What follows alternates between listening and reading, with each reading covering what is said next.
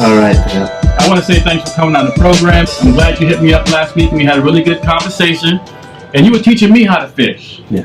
Teaching me to look for yourself. Yeah, to look for myself. So I thought it would be a great idea to kind of have that conversation Yes. a little bit more. Yes. And also share some of that information with our viewers. What I'll help you do is I'll show you some pathfinders to give you some points in the right direction. Which is cool because and a lot of things that people say, they say, if you can't know where you're going if you don't know where you've come from. This is true. And we're moving so fast with technology and everything. We're going lightning fast in one direction, and we have no idea where we're coming from. Well, we're basically floating in the universe in a certain direction. We've already established that. And because of our instruments and our computers, we can identify where we are. But when you're lost, you want to orient yourself to kind of get an idea of where you want to go. Mm-hmm. So we're going to take a look at where we think we are. Now, this is all speculation. This is not the truth. Of course, we don't know what the truth totally is. Of course, we're on the path to that. We have a lot of people that tell us what the truth is. But again, I think it's important that we identify for ourselves what we think inside of ourselves what the truth is. But you got to open your mind and look at things from a global perspective. But you're going to be showing us stuff that we can actually see for ourselves. That's true. Right? And I will show you where you can actually go to get this information for yourself. Should you so choose, that's what I want to show you, is how to do that. Awesome. So I guess the first question is, where did this information come from? Like, what kind of information are we talking about here? Well, the first thing is looking in our past. There's not a lot of evidence of where we come from. Now, if you want to talk of people in general, like the human race, we can trace it back to some time in Africa. We've established that through our DNA. I think a lot of evidence around the planet demonstrates that we have a yearning desire to have an idea of where our history lies. Now, we do see evidence of this in these giant blocks of stone all over the planet, but no one can tell us how they got there or what they're for. There's a lot of programs about that. You know, a lot of people speculate there could be aliens involved. We call them aliens, but, you know, honestly, they're just individuals that come from somewhere else. That's all they are. So who or what they were, we don't know if that's the case. However, the evidence will back it up that we have some information we cannot explain. And we need to look in certain places to get that explanation. And the explanation may not be here on this planet. So what you're saying is there's no conclusive answer as to what and how, but what cannot be disputed is that these mysterious blocks are there. Whether you believe in X, Y, and Z, yes, these blocks are there. And you can point to these blocks, you can get on a plane and you can travel yourself and put your hand on these stones if you choose to. Of course, you got to know what it is you're looking at. The average person looks at a rock and goes, that's a rock, I'm going to throw that rock and break windows and this and, or maybe not. Maybe they just skip it. They can skip it in the water. Right, they got to skip rocks. Now, to a geologist, that rock is a piece of silver, gold, mineral, certain types of elements that we use in everyday life for our computers, equipment, our lifestyles. Those rocks have useful nature. So to a geologist, a rock is not just an ordinary rock. However, when you're looking at these ancient stones, they are very, very large. And we have problems moving these types of rocks today. Even with our sophisticated equipment, you'll agree that these stones that you find in Peru, for instance, let's go to the Nazca lines in Peru. Can we do that? Yeah, we can do that. You can see here that some of these areas can only be seen from space or from the air. Now, how they got there, how people drew this are all mysteries, and a lot of speculation goes into what they're for. However, a lot of programs will tell you that they've seen this, and you can only see these guys from the air. So, like, here's an example. These are not normally seen on the ground. They say that they were drawn by the Indians in the area for religious purposes, or they have many different, mystical applications for the people that were indigenous to the area. But there's no definitive reason or how those lines appear. many authors have been writing about these. A very well-known book called Chariots of the Gods was talking about this. Okay. So one quick thing that makes me think about this is, it would be kind of impossible to draw this while you're on the ground unless you had some understanding some sort of guidance yes. from above, perhaps, yes. or something where you can see the proportion in terms of this lady. You see this lady here on the proportion of what that image would look like. Yes. You can see how they would draw that. Now, it's possible that you can make this a very large bird. This is part of the one where the bird is, and you can see how it's drawn out. You might not get the entire definition of the image while you're on the ground. You might not know what the image looks like while you're on the ground, which is why they say this was meant for people who could see them only from the air. That is the suggestion that was made. Now, this is coming from a book that you can explore. Just to give you an idea of where this comes from, Chariots of the Gods is one of the books here by Eric von Daniken, who discusses this in quite some detail of what the Nazca lines could represent. So that's what got me started a long time ago. That's what got me on the path. And there are many other books sort of like this, but I found his book to be the most interesting from the information that's provided.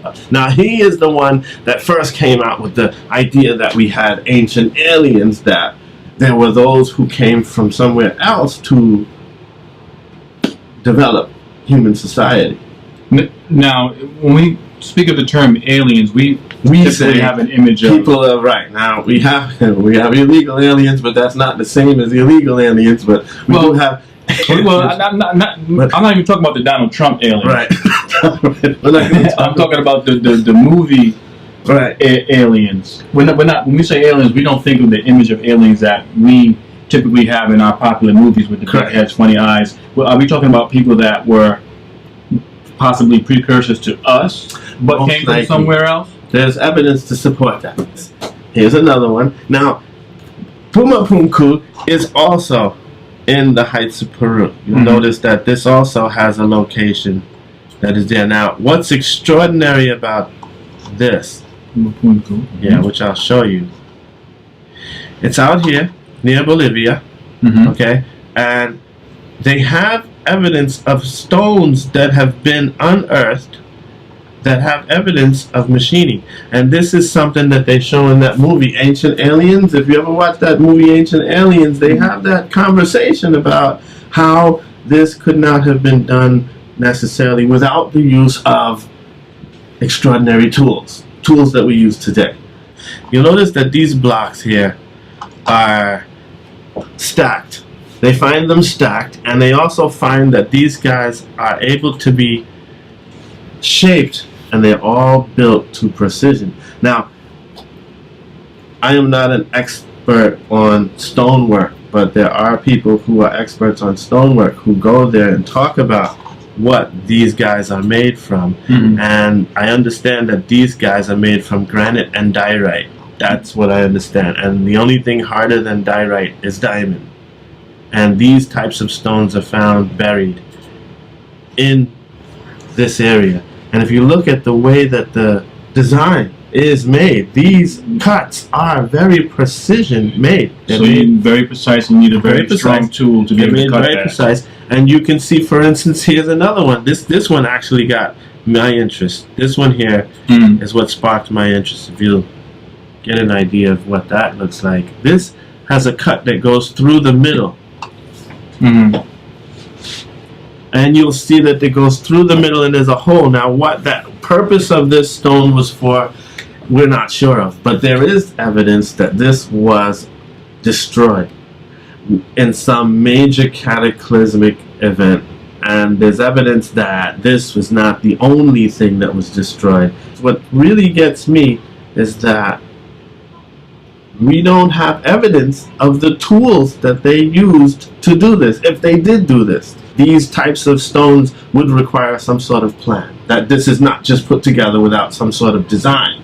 If you examine this, look at the precision in the way that these object, and these were all drilled to a certain depth. They did the study on this stock, on this stone, where this was drilled to a certain precision. So you can imagine there was something that this was used for. Now, my training is systems engineering. I'm a systems engineer. I study computers. I teach computers. I teach technology. I'm all about what technology there is to do what we do. There is a purpose for this in terms of technology. There's a reason why they would make that cut. It could be for wires, it could be for tubes, it could be for holding something up, it could be for stabilizing something. I mean, it only takes logic to look at something and say, well, this was used for a purpose.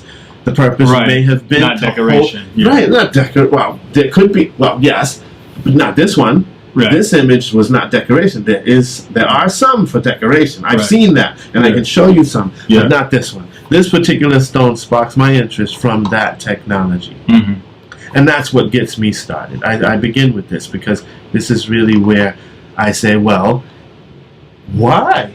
If this is the case, then what was the reason that they would do this? Because there's a lot of engineering behind this. This is not done by people that do not have a purpose. They have a purpose, but what that purpose was is still the mystery.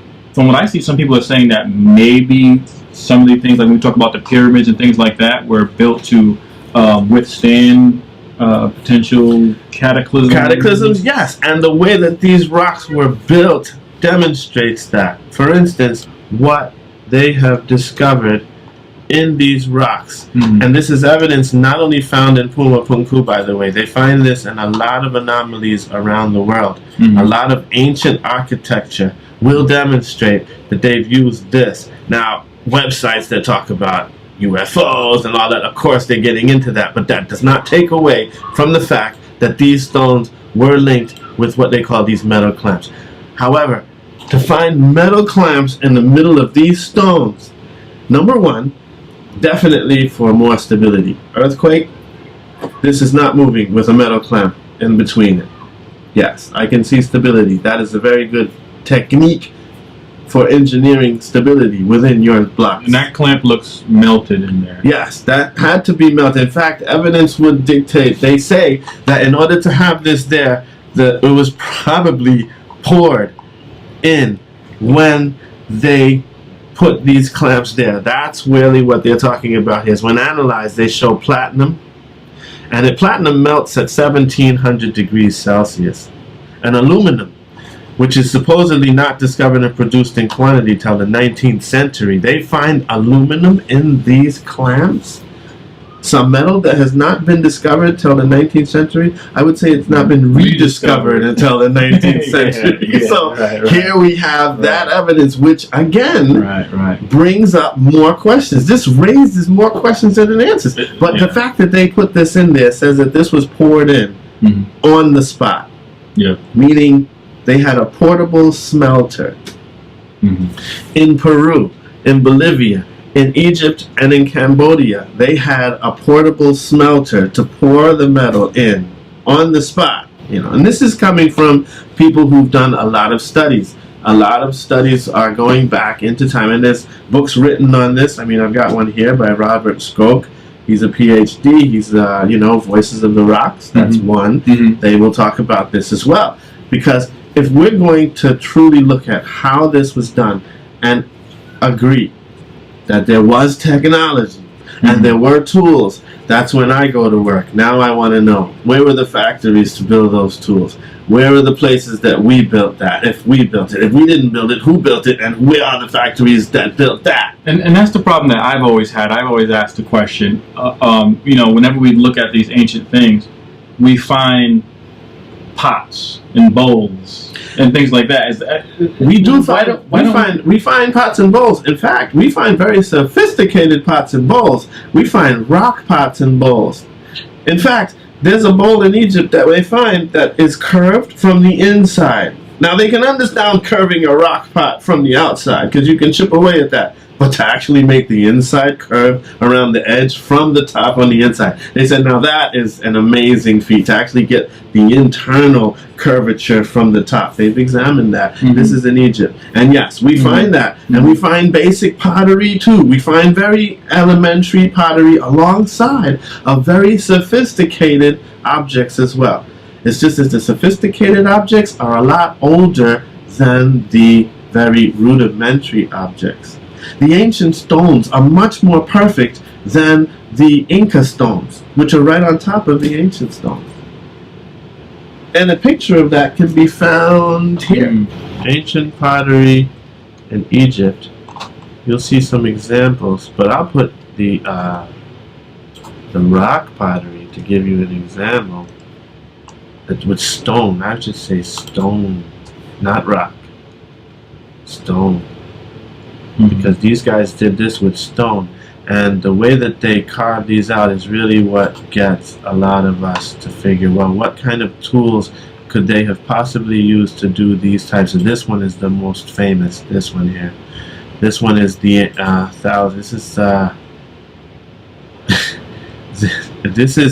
these are ancient Egyptian vessels. They're made out of stone. This is stone.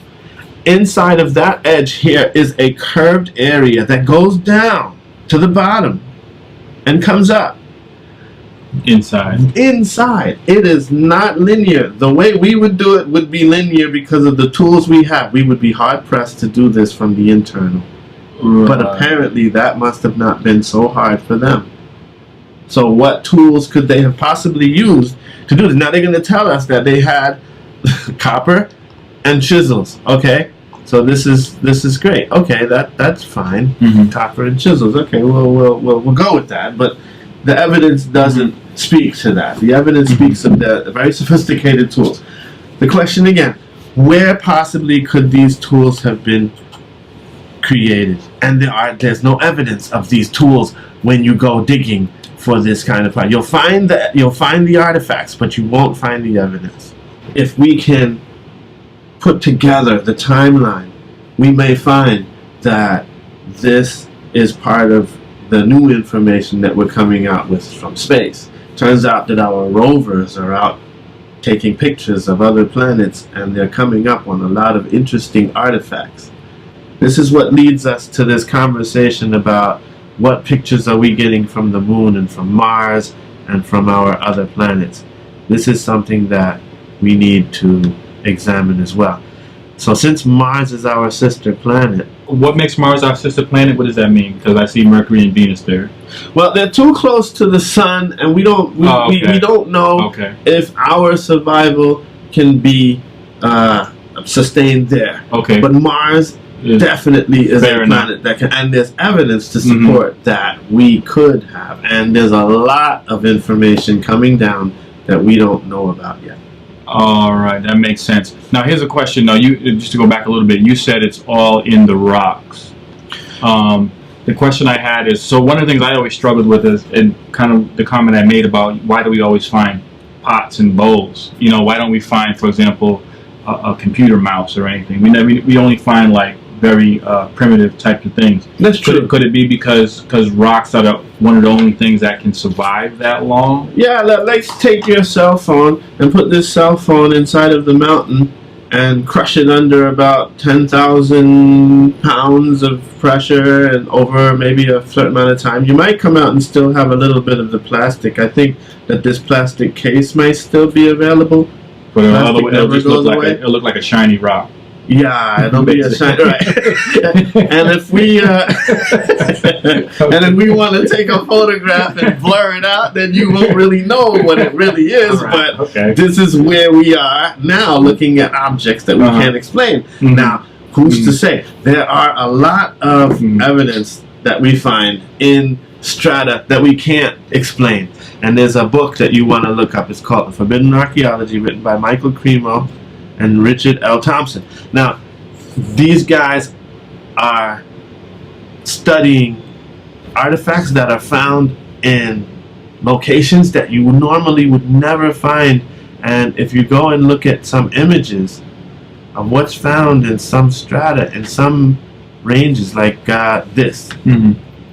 This object strangely resembles one of the moons of Jupiter. Found in South Africa, 3 parallel grooves around the equator. Sphere was found in the Precambrian mineral deposit, said to be 2.8 billion years old. It doesn't mean that the object is 2.8 billion.